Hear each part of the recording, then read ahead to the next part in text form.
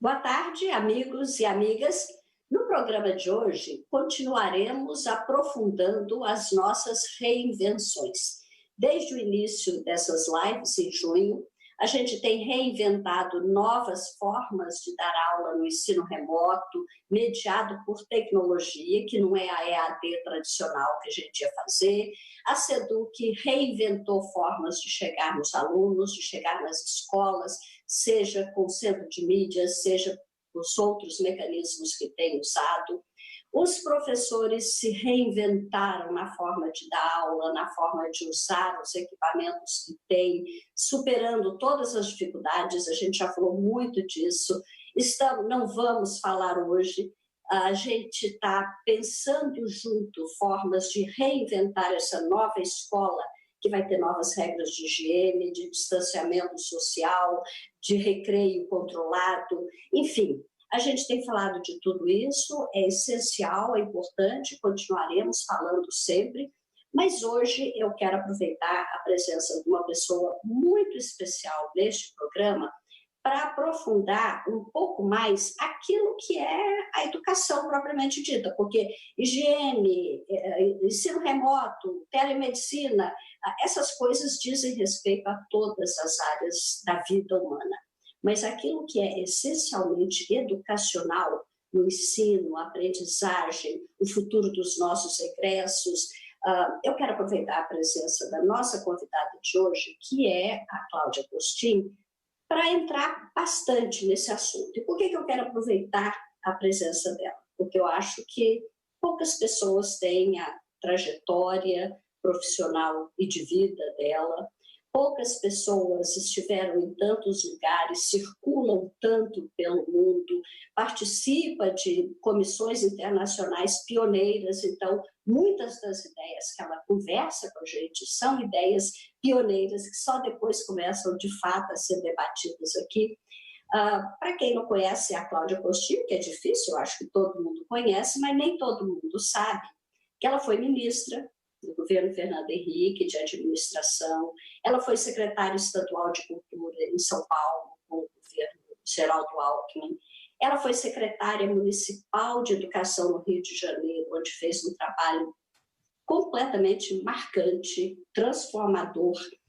Ela deu aula na PUC de São Paulo, em Harvard, no INSPER, todas as grandes universidades, foi diretora, acho que a única brasileira, com muito orgulho para nós, diretora de educação do Banco Mundial, mas ela atualmente tem um papel muito importante como diretora do CEIP.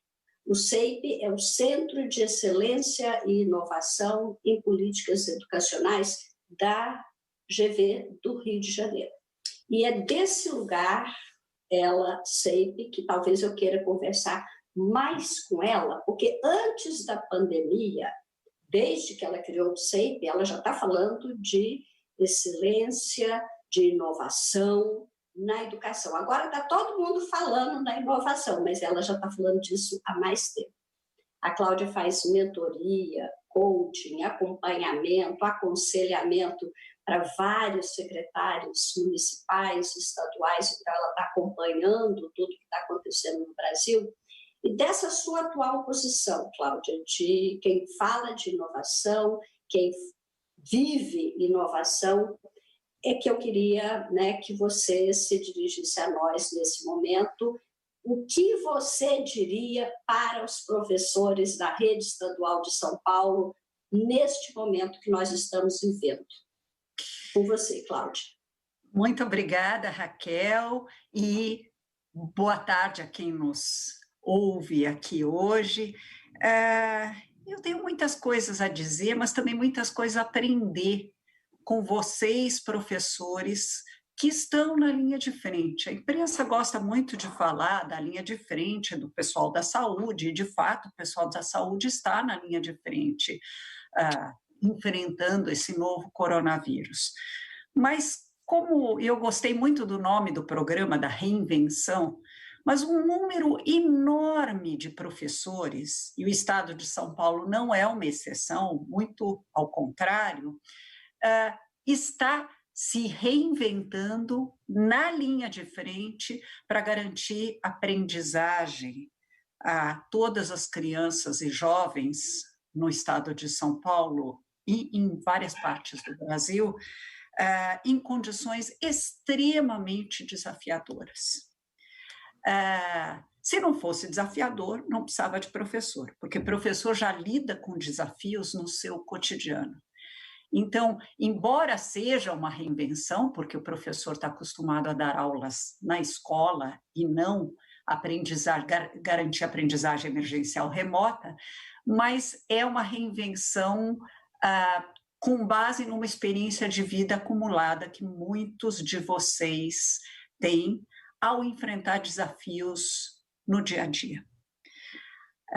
E aí vem uma pergunta interessante: será que a faculdade nos preparou para isso? Evidentemente que não.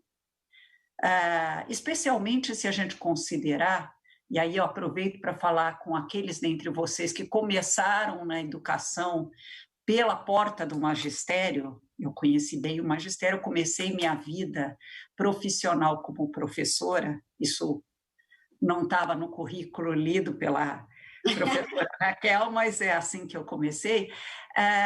Então, a gente sabe que enquanto o magistério era um curso mais profissionalizante, mais preparatório para a realidade da sala de aula, a universidade teve muitas dificuldades no Brasil de preparar os futuros professores para a sala de aula. Os cursos, e isso no PISA, né, um teste internacional de qualidade da educação, vocês conhecem, no TALES, que é um dos instrumentos da pesquisa, mostra com muita clareza que nós temos cursos universitários ou de nível superior muito distanciados da realidade do chão da escola. Quanto mais para esse momento que ninguém imaginava que ia acontecer. Então, deixa eu falar um pouquinho do que é esse momento e do que ele significa frente ao quadro atual da educação pré-pandemia, né? Nós partimos de uma realidade pré-pandemia em que, sim, tivemos enormes avanços em acesso ao ensino fundamental, até em acesso ao ensino médio, que é onde atua a maior parte dos professores da rede estadual, mas não de conclusão e não necessariamente na idade correta, e com um problema grave: as crianças e jovens finalmente estão na escola, mas não estão aprendendo como deveriam. Isso é pré-pandemia. Se a gente pegar, só vou dar 3 indicadores, que mostra, inclusive, que a crise do ensino médio não é porque o ensino médio decidiu ser ruim, é porque é um acúmulo de crises anteriores. Cerca de 55% das crianças de escolas públicas no Brasil, e é bom lembrar que 81,7% dos alunos brasileiros estão em escolas públicas, cerca de 55% das crianças não se alfabetizam ao final do 3º ano. Então, nós temos uma crise logo de partida. Quando a gente chega no 5º ano, já as coisas começam a melhorar. Mas no 9º ano, só 22%, pouco menos de 22%, sabem o suficiente de matemática para dar um número. E no 3º ano do ensino médio, e vamos lembrar que uma parte dos alunos de Fundamental 2 não conclui, só 75% dos alunos do Fundamental 2 concluem o Fundamental 2, e uma parte dos alunos que entra no ensino médio fica retido no 1º ano do ensino médio algumas vezes e depois acaba abandonando. Então, no ensino médio, o índice para matemática, para repetir o dado que eu dei para o 9º ano, é de 9,1% que aprendem o suficiente. Então, vivemos uma crise de aprendizagem pré-pandemia. Se a gente olhar para outro dado que também dialoga com o que a gente viveu na pandemia, que é a desigualdade educacional, entre as 79 economias que participaram do último PISA, né, os resultados foram divulgados em dezembro do ano passado, do último PISA. nós fomos considerados a segunda mais desigual entre os países participantes. Ou seja, a nossa desigualdade social se traduz em desigualdade educacional. E por que esses dois dados são tão importantes, a crise de aprendizagem e a desigualdade educacional? Porque se vocês não tivessem se reinventado, se exércitos de professores pelo Brasil afora não tivessem também se reinventado, aparecendo como youtubers, como atores na televisão dando aulas, estou brincando com o termo youtuber, como em plataformas digitais, atuando, preparando material escrito, as desigualdades educacionais aumentariam de uma forma extrema. Imaginem 4 meses fora das salas de aula, já são mais de 4 meses, uns indo para lares onde há livros, há conectividade, a família tem um repertório cultural mais vasto, discutem os fatos cotidianos, enquanto outros se amontoam num cômodo pequeno, sem conectividade, sem livros, a família fora para buscar alguma forma de renda, mesmo correndo riscos sanitários. Se nada fosse feito, essa desigualdade educacional aumentaria muito e a crise de aprendizagem também. Então, o papel que vocês fizeram, estão fazendo ainda, ele é muito desafiador, mas é aí que você descobre quem são os profissionais, aqueles que vão atrás de garantir o que o Objetivo do Desenvolvimento Sustentável 4 estabeleceu com tanta clareza, né? O Objetivo de Desenvolvimento Sustentável 4 diz que nós vamos assegurar a aprendizagem de qualidade equitativa e inclusiva para todos os alunos até 2030, faltam só 10 anos. Se a gente quer assegurar a aprendizagem, a gente tem que se reinventar, a gente tem que pensar fora da caixa. E mais ainda, e com isso eu vou terminar essa minha primeira fala, se a gente pensar que, além da pandemia, nós temos um outro problema. O mundo, e para quem se interessar por esses temas, Yuval Harari, aquele que escreveu Homo Sapiens, Homo Deus e outros livros, ele vem falando que com a Revolução 4.0, ou a quarta Revolução Industrial, outros chamam de o futuro do trabalho, que no fundo é o advento da inteligência artificial, muitos postos de trabalho vão ser extintos. Então, os nossos alunos que estão na escola, se preparando para um futuro que inclui, lógico, o mercado de trabalho, né? A vida inclui o mercado de trabalho. Eles vão se preparar para postos de trabalho que, até eles se formarem, uma boa parte deles estarão extintos. O Osborne e o Frey, lá da Universidade de Oxford, chegam a falar em 2 bilhões de postos de trabalho extintos, inclusive postos de trabalho que demandam competências intelectuais. Se a gente não conseguir garantir para eles uma aprendizagem qualificada, compatível com o século XXI, e as chances maiores são de que eles vão caminhar ou para o subemprego ou para o desemprego e, portanto, para uma posição na vida muito complicada. Então, e uma das competências que eles têm que desenvolver, para além das competências socioemocionais, que vocês já devem ter falado bastante nesse programa, é aprender a se reinventar. Porque, como os postos de trabalho não vão ser extintos todos no mesmo dia, vai ser em ondas sucessivas, os alunos vão ter que aprender a se reinventar. Aprender novos ofícios, ter novas aprendizagens dentro do ofício atual que também vai se transformar. Então, quando o aluno vê o professor desenvolvendo uma certa competência, ele também aumentam as chances de que ele assim o faça, também dizem os psicólogos. Se um professor é empático com o aluno,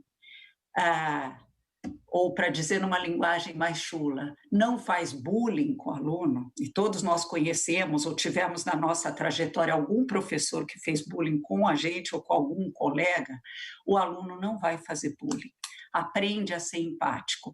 Se o professor é persistente, não desiste do aluno, o aluno tende a não desistir da sua trajetória de aprendizagem. E se o professor aprende a se reinventar, o aluno se inspira a aprender de outra maneira, a ser mais adaptativo nos seus processos de aprendizagem. Então, são muitas coisas que a gente vai ter que fazer para enfrentar essa crise de aprendizagem, a desigualdade educacional, mas a gente não pode perder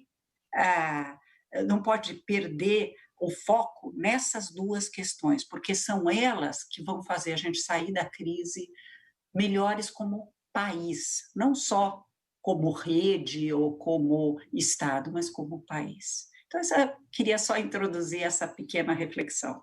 Nossa, a partir daí a gente tem 1000 questões para discutir, né, Cláudia? Você não falou, mas eu sei que você participou de uma comissão muito importante, que é a Comissão Global sobre o Futuro do Trabalho.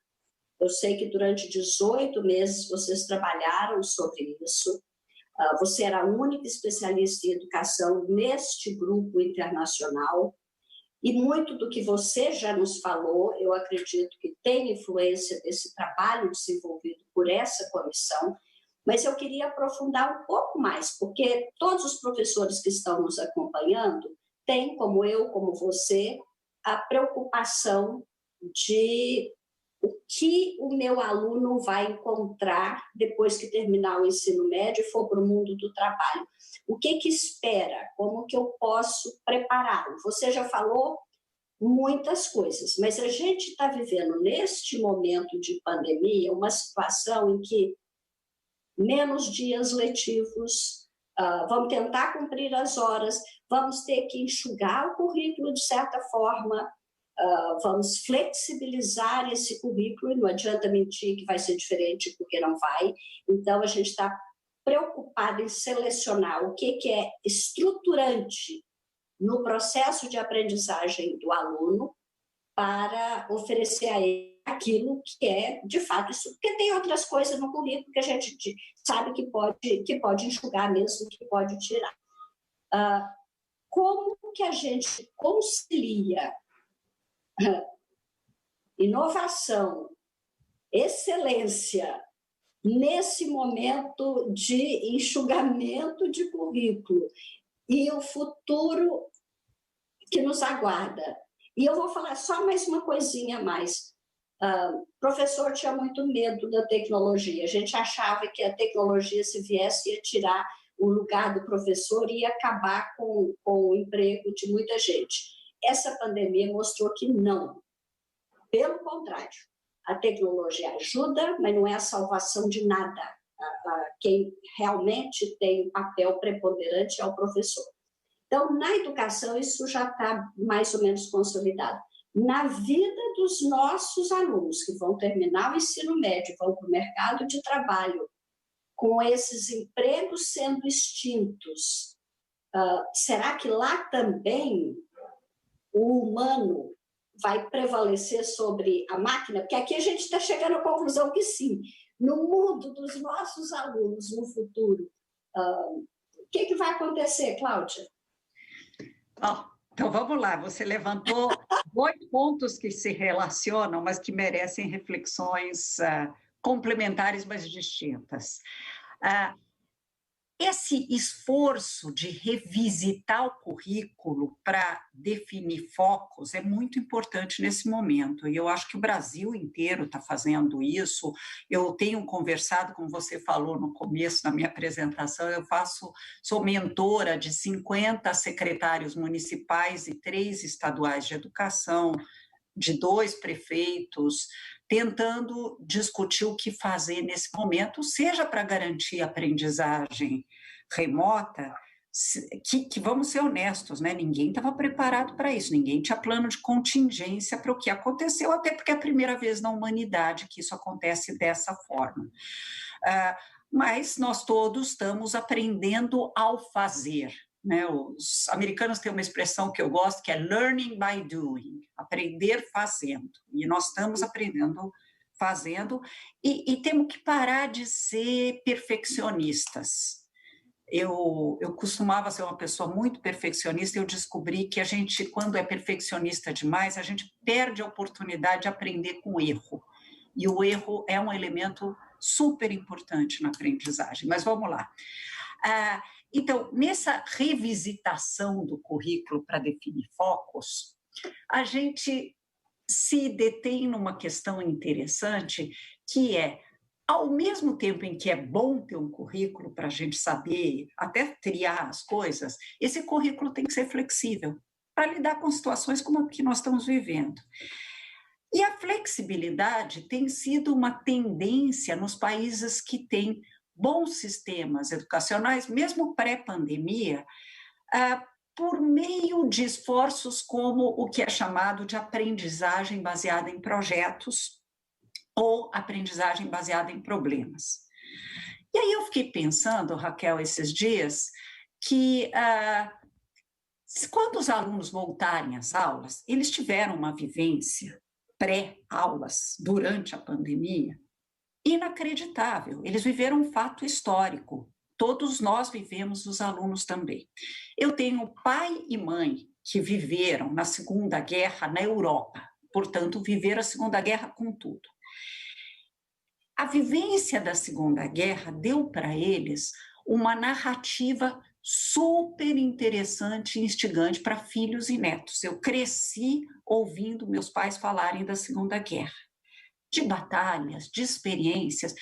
Provavelmente uma parte delas não foi na escola que eles tiveram essas aprendizagens, foi na vida. Então, eu fico imaginando, eu volto para as aulas, finjo que nada disso aconteceu e vou ter aulas regulares.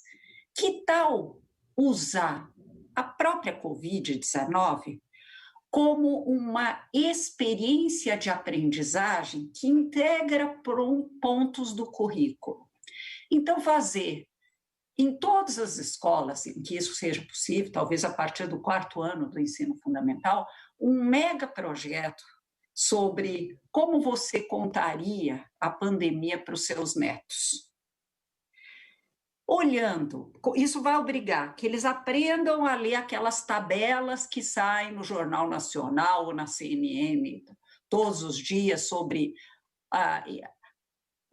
casos, novos casos, recuperados, óbitos, média móvel e tudo mais. Imagina trabalhar isso com os alunos. Imagine trabalhar probabilidade a partir disso, que é um tema que a gente começa a trabalhar no ensino médio.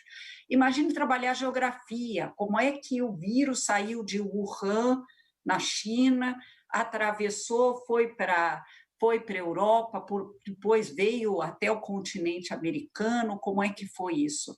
Permite trabalhar produção textual, redação. Então, entreviste teu pai e sua mãe, escreva um texto sobre as narrativas do seu pai e sua mãe, a vivência que eles tiveram durante a pandemia.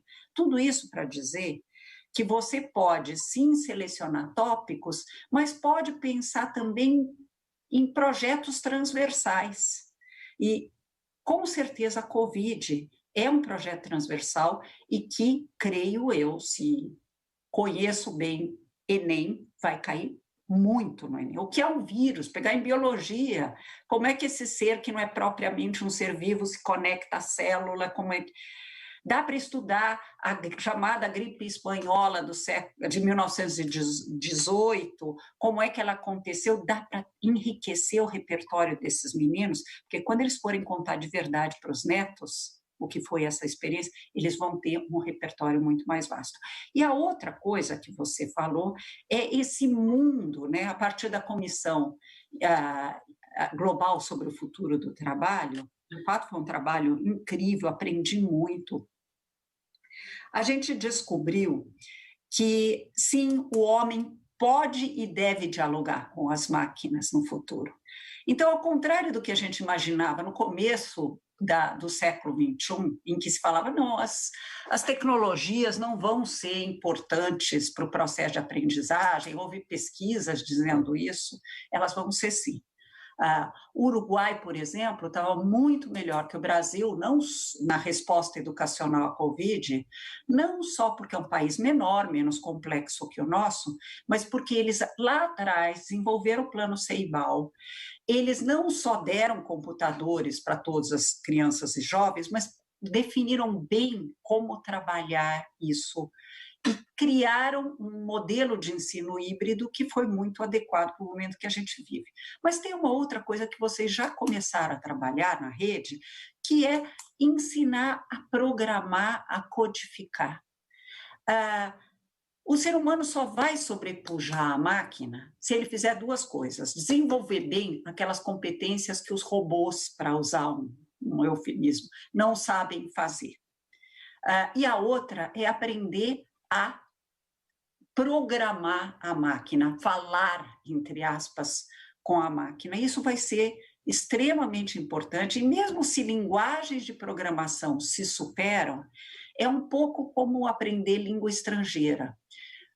Quem aprende a programar em C já tem um meio caminho andado para C+, quem aprende a programar em uma linguagem está mais preparada para programar em outras. E mais do que isso, todo o processo de programação estrutura o pensamento, o que nos ajuda em redações, em fazer mapas mentais, em diversos campos de atividade. Então, acho que a gente pode passar por cima das máquinas.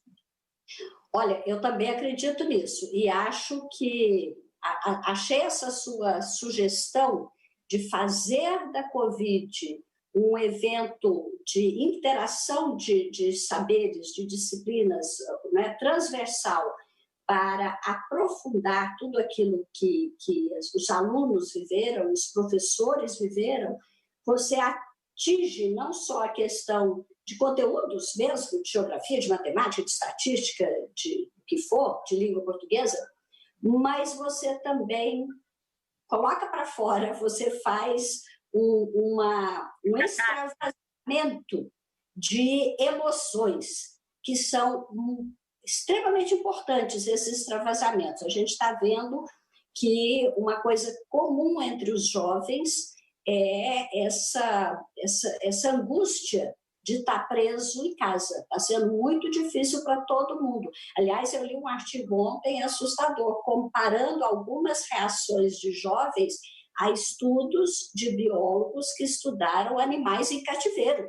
E as reações de pássaros ou macacos em cativeiro. Então, não vou entrar nesse detalhe aqui, mas já há estudos nesse sentido, como se a gente tivesse um cativeiro e o peso que isso traz para os jovens. Mas achei genial, fica aí a sugestão, vou até conversar mais formalmente sobre isso, mas tem aqui uma pergunta, o professor Iranide está dizendo, Cláudia, que o Milton Santos chamou esse nosso tempo meio técnico, científico, informacional.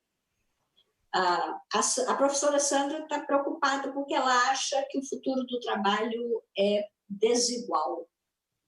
E o professor Glins, a professora, fala que não tem medo da tecnologia, mas tem medo da falta de equidade. Você quer comentar um pouquinho desses três pontos? Tem outras perguntas. Depois da Sandra, quem que falou? Glins, é G-L-Y-N-S, eu não sei se... Glins, vai ser Glins, porque assim... A Iranide falou do Milton Santos, a Sandra falou do futuro de trabalho desigual, e a Glins falou do medo da falta de equidade, não da tecnologia. Perfeito. Então, vamos lá, Iranide. Eu também sou super fã do Milton Santos, estou com livros aqui na minha biblioteca dele. Nós estamos vivendo um mundo, e ele falou isso há bastante tempo atrás, né? que é um mundo em que nós temos oportunidades, mas riscos muito grandes. Isso também dialoga com o que a Glins falou, que a tecnologia pode ser uma oportunidade, mas pode ser perigosíssima. Um dos efeitos, tem um fulano que escreveu um livro que chama Ascensão dos Robôs, chama Martin Ford. Então, no livro do Martin Ford, ele fala que a consequência dessa ascensão dos robôs, e robô aqui ele está usando como um termo como sinônimo de automação acelerada com inteligência artificial. Um dos grandes riscos é um aumento brutal da desigualdade. E não é que vai ser no futuro, é que já começou. Em 2008, nós tivemos uma crise, especialmente na Europa e nos Estados Unidos, que nos pegou um pouco depois, nos pegou a partir de 2013, mais ou menos. Uma crise econômica forte, que desempregou muita gente no mundo. Na volta, na recuperação econômica, o que aconteceu, disse Martin Ford?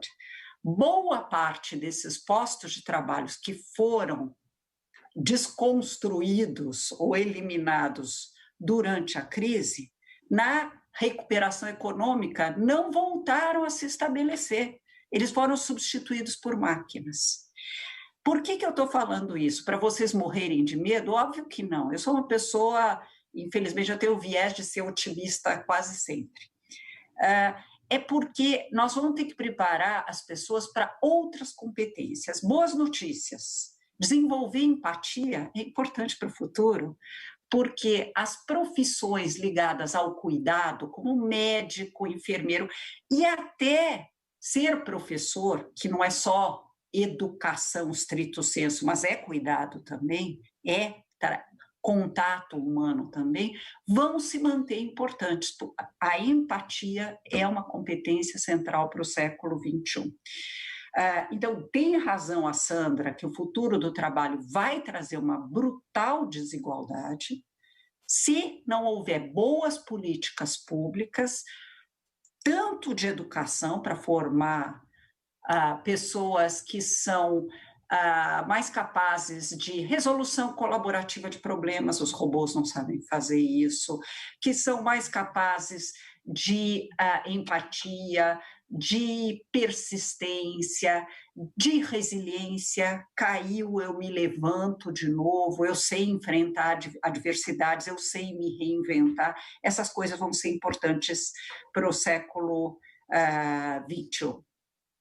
E acho que a gente consegue, sim. Acho que a gente consegue. Temos que ter boas políticas públicas e parar de discutir bodes expiatórios para problemas que estão dando errado ou culpabilizar o outro e começar a pensar em políticas públicas de qualidade para lidar com esse futuro. Olha, tá chegando mais... A professora Luciana diz que adora a Cláudia, ela sabe tudo. Meu Deus do céu! Mas aí, o professor Tiago, Cláudia, está muito preocupado porque ele acha que não temos acesso, que não temos salário, as escolas não possuem a tecnologia, e que há um equívoco quando avaliam a educação. A professora Silvana acha que a maioria dos alunos da periferia foram mais excluídos ainda nesse isolamento. Como essas duas perguntas têm uma certa ligação, não é, do Tiago e da Silvana, depois eu introduzo outro assunto.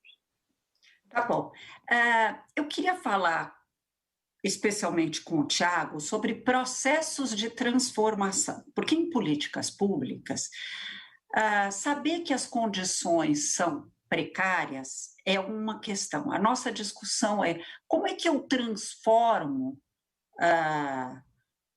condições precárias em uma oportunidade de aprendizagem. Eu me fiz muito essa pergunta, Tiago, quando eu fui diretora do Banco Mundial e fui muito à África.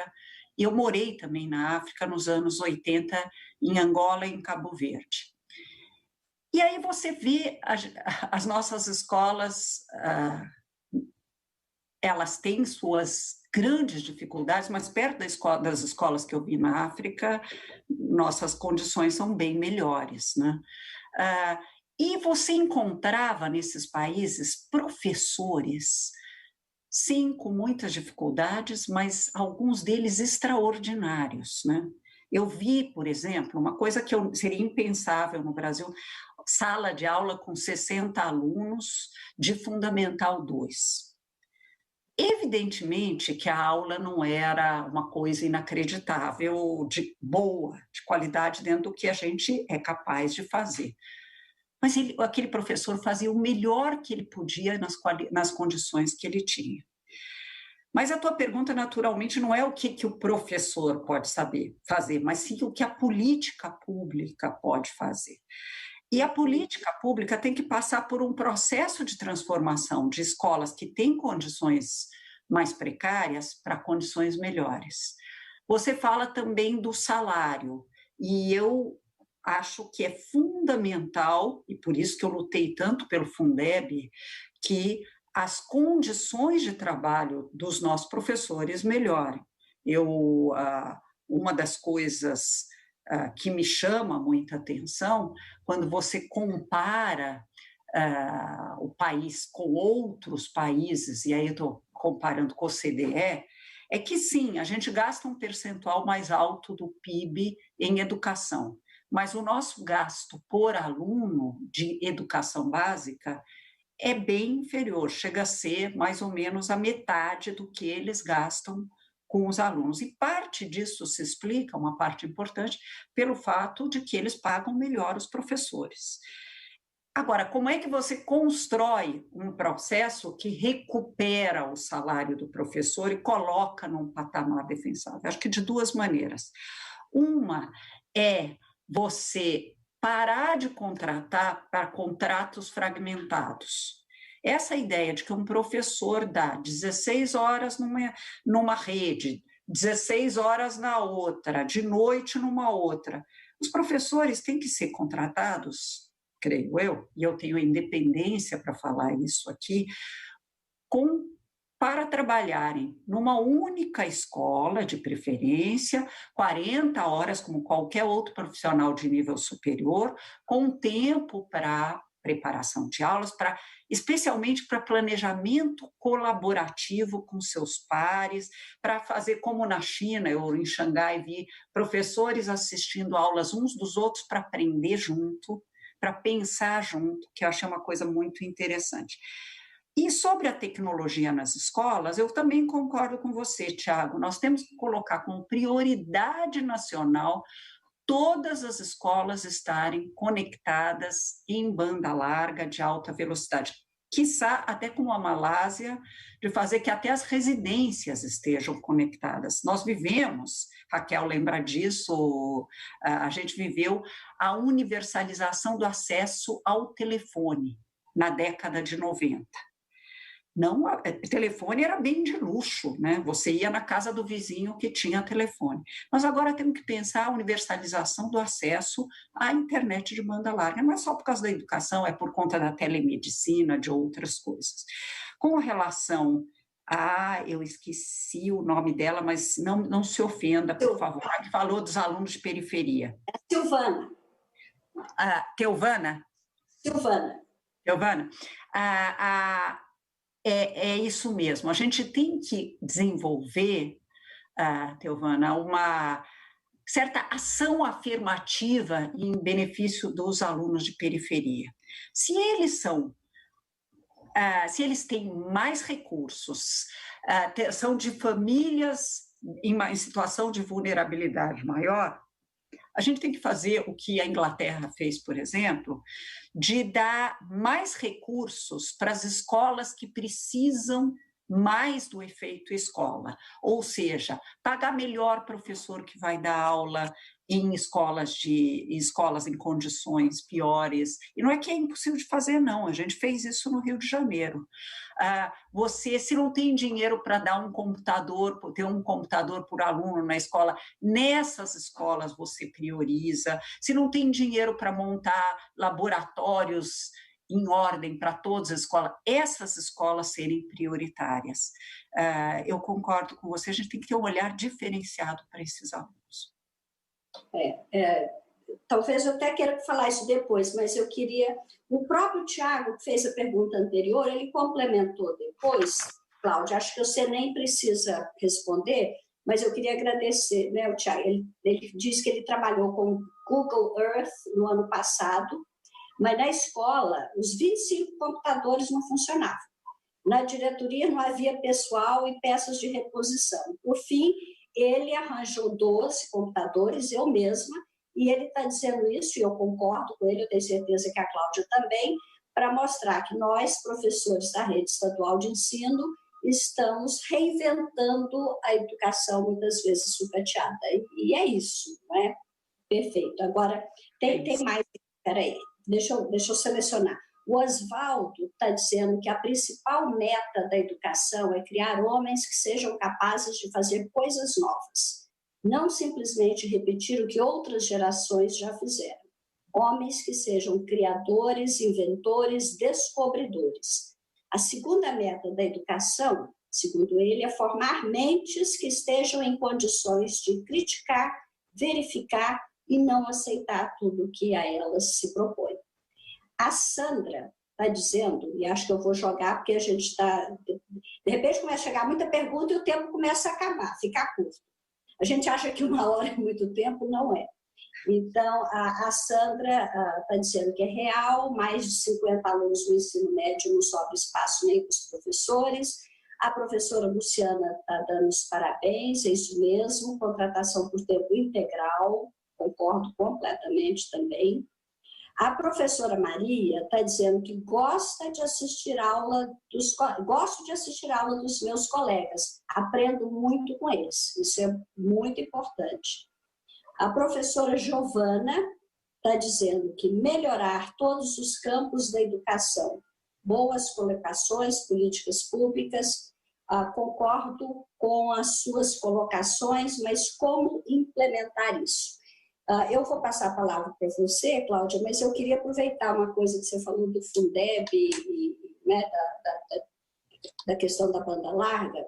Em 2001, eu era presidente do CONSED, que é o Conselho Nacional dos Secretários Estaduais de Educação.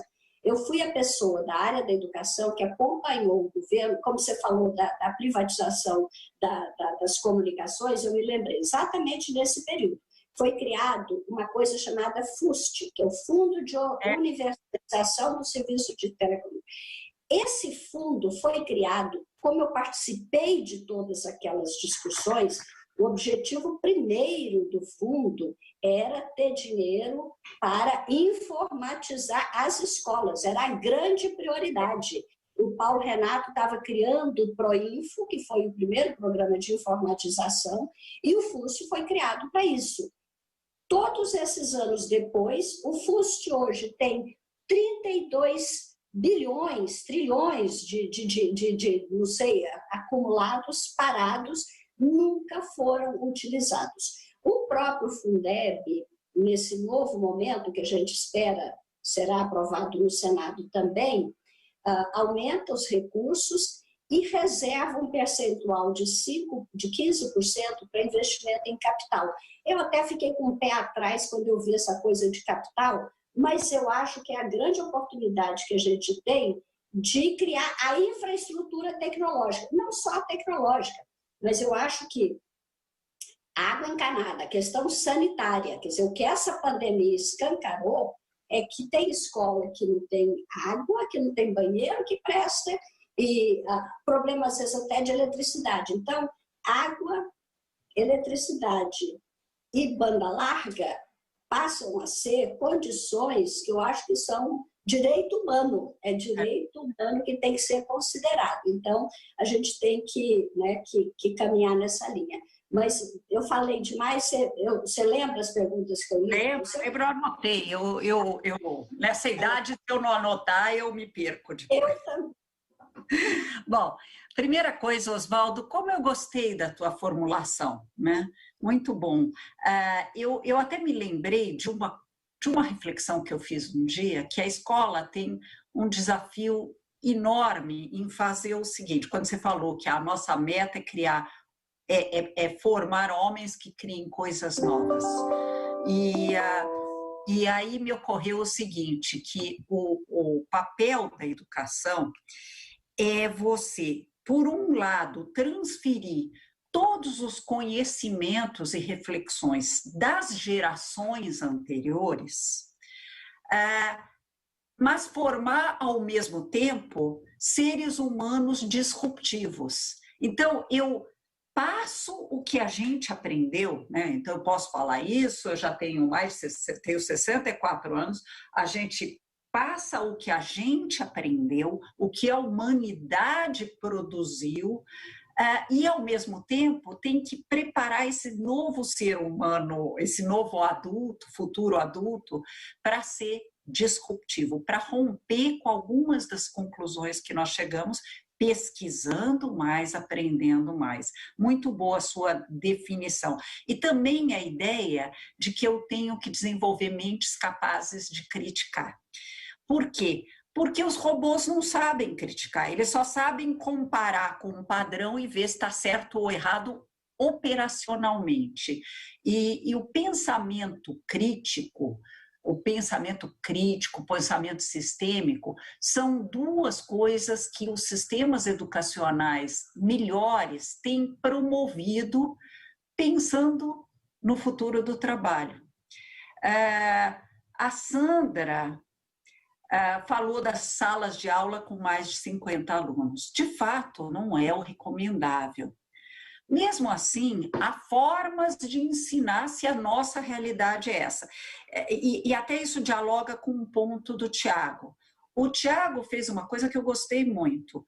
Ele não acha correto que as condições daquela escola sejam de 25 computadores quebrados, mas ele construiu uma saída de curto prazo para isso, ao mesmo tempo em que ele registra que isso precisa ser transformado estruturalmente. Porque tem muita gente que desenvolve uma paralisia frente ao estrutural. Se a realidade apresenta pontos errados, eu paro. Não, a gente tem um processo de transformação. Seria o equivalente a alguém dizer, olha, se eu pegar uma sala de 50 alunos, eu não faço nada. Lógico que faz alguma coisa. A gente vai ter uma pedagogia um pouco menos potente, mas nós conseguimos lidar com essa situação ao mesmo tempo em que a gente registra que isso não está certo.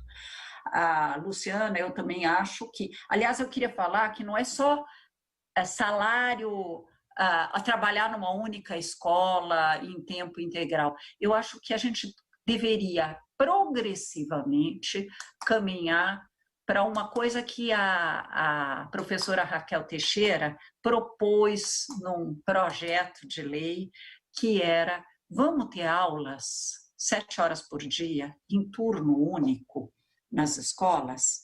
Não dá para fazer hoje isso em todas as escolas, ainda mais no ensino médio, mas dá para construir um plano para pouco a pouco ir transformando as escolas de todo o país nessa direção e com um ensino rico e instigante. Não estou falando 7 horas mais do mesmo, de uma maneira interessante, com uma programação para ser de tempo integral.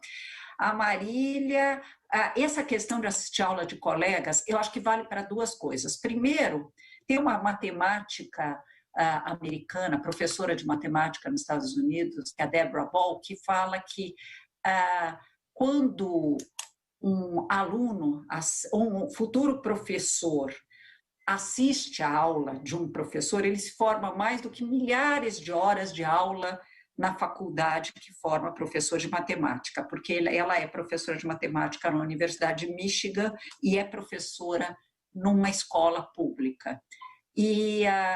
Então, uma coisa é assistir aula de colegas ou futuros professores assistirem aula de professores para aprender. A outra coisa é, eu quero que alguém assista a minha aula para me dar feedbacks. Eu posso não estar atentando para um aluno que é tímido, ele não faz bagunça, mas a gente visivelmente está boiando e eu posso não estar enxergando no esforço de dar aula, como disse a Sandra, para 50 alunos. Então, isso também pode ser útil. E a Giovana, como implementar? É muito desafiador. Então, para quem é diretor de escola e está me ouvindo, deixa eu falar uma coisa que eu acho que é uma mensagem específica para diretores.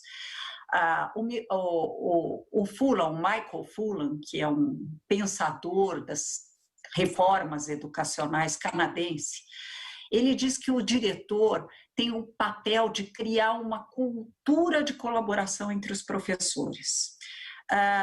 E que a gente deveria, um secretário de educação ou uma secretária de educação deveria criar uma cultura de colaboração entre escolas.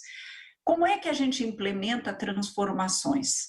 Pensando em rede, pensando de uma forma colaborativa. Não é, em parte, evidentemente, vontade política de fazer acontecer, e aí nós falamos dos altos dirigentes, mas é também criar uma solidariedade e um trabalho colaborativo em rede para que as melhoras possam acontecer. Olha, tá uma delícia esse papo, mas a equipe técnica já me avisou que a gente tem 5 minutos só.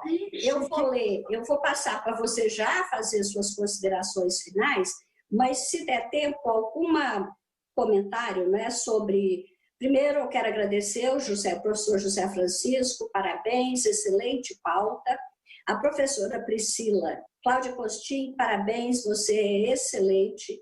Quanto ao reinventar nesse processo, acredito que nós, professores, precisamos realmente aprender em ondas sucessivas e realmente o professor é exemplo dessa persistência.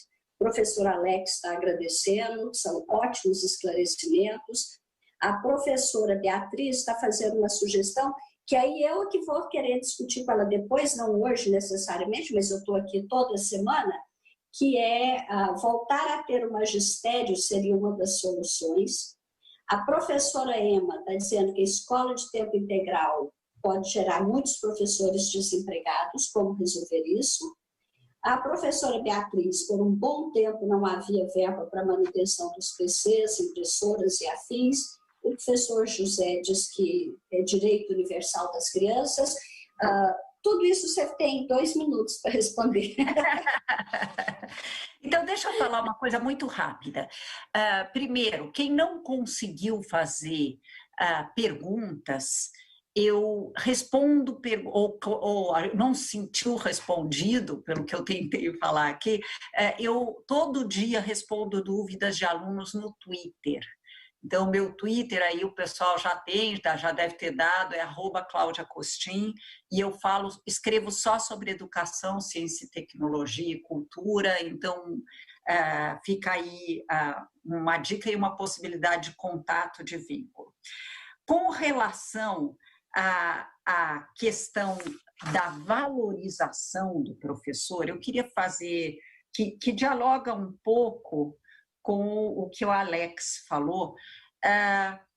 Eu tenho muito medo do que a mídia faz com o professor. Quando eles, ao falarem do professor, estão sempre nos apresentando como vítimas da sociedade, como condições terríveis, etc. Em vez disso gerar um apoio a nós, isso acaba gerando uma piedade. E piedade é sempre ruim. Piedade não é que é ruim, ela é insuficiente. A valorização profissional vem das nossas práticas. Então, ela tem que começar na formação inicial, quer dizer, nos formando para as nossas práticas, na formação continuada, mas ela também envolve uma certa mirada nossa para nós mesmos e reconhecer as práticas incríveis que nós temos e não deixar que falem por nós como falam, como se a gente fosse coitadinho. Ninguém vai ao médico que se autodescreve como uma vítima da sociedade. Por isso que eles têm horror a essas coisas. Então, a valorização do professor começa por ser visto como um profissional pelos seus superiores, pelos seus pares e por ele próprio. Eu fui diretor, coordenei, né, o prêmio Professor Nota 10 e a gente via aquelas professoras incríveis, a imprensa ia entrevistar e falava assim, eu imagino em que condições você trabalha. A professora murchava, não vamos aceitar isso mais. E só para finalizar, em relação à escola em tempo integral, eu entendi a sua preocupação, acho que é Beatriz, mas lembre-se que nós estamos em transição demográfica acelerada, então cada vez há menos crianças indo para a escola, né? Todo ano havia 1.000 a menos no primeiro ano do ensino fundamental e essa transição demográfica está chegando no ensino médio, o que vai nos permitir de ter ao longo do tempo, a construção de escolas em tempo integral para todas as crianças, sem prejudicar o emprego de nenhum professor. Até porque nós temos que ter uma equipe de professores sólida e bem integrada, também olhando para a diversidade de itinerários formativos, no caso do ensino médio, e de disciplinas que a gente tem. Cláudia, fantástico. Infelizmente, o nosso tempo acabou. Ela disse que eu não contei que ela era professora, eu também não contei que ela é colunista da Folha de São Paulo. Toda sexta-feira tem uma bela coluna que ela escreve, amanhã é dia. Como eu sei que a Folha ofereceu assinatura gratuita para professores, é possível que muitos de vocês tenham, né, a assinatura da Folha. A Cláudia está lá toda sexta-feira, ela já se colocou à disposição aí pelo Twitter. Concordo com toda essa questão da valorização e da autovalorização do professor. Eu tenho raiva do programa do Chico Anísio, o salário desse tamaninho. Acho que aquilo difunde a ideia da desvalorização do professor a partir da desvalorização do salário. Nunca gostei disso. Agora, a gente está aqui toda quinta para conversar, continuaremos. Vamos dispensar de hoje para a próxima quinta o seguinte: nós estamos num momento muito importante e possível de virada. O que a gente precisa virar na educação para ela ser cada vez mais forte, melhor, mais justa, mais equânime? Um beijo, obrigada, Cláudia. Até a próxima quinta. Beijo.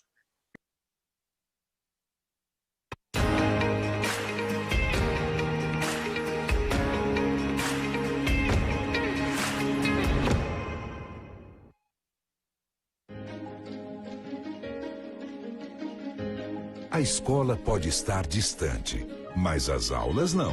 Por isso, o governo de São Paulo criou um aplicativo online de aulas com chats para todos os estudantes da rede pública de ensino durante a quarentena. O acesso à internet é gratuito e você ainda pode assistir às aulas ao vivo nos canais digitais da TV Cultura. Baixe o aplicativo e estude.